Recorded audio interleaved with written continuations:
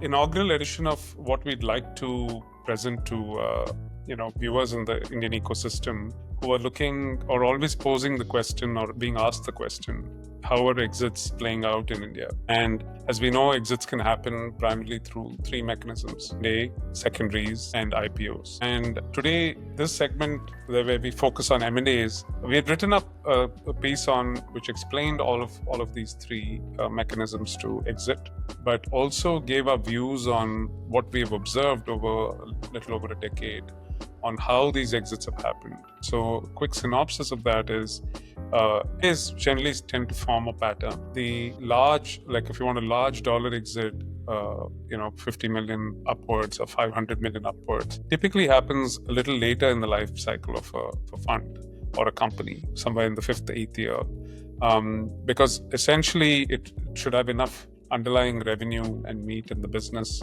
for somebody to pay that kind of premium. Very rare in India, at least, that where we've seen something happen at scale and at a lower number. Anything that happens typically within 5 years and just after like one institutional check, suboptimal, like 10 to $20 million M&As, and we have seen a few dozen of these. These become either a small M&A which returns 1 to 2x for the investors, or acquihires, and then there is like a nice juicier 3 to 5x that you can make when something substantive is being built, but the acquirer is also not seeing necessarily $1 billion opportunity yet.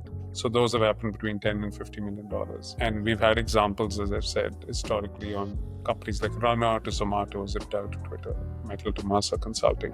The meaty greater than 3x, 20 up to 20x sometimes returns are the $50 to $500 million range. One could say that what if it's a larger outcome than that? But those you can literally count off on one or two hands over a decade and a half.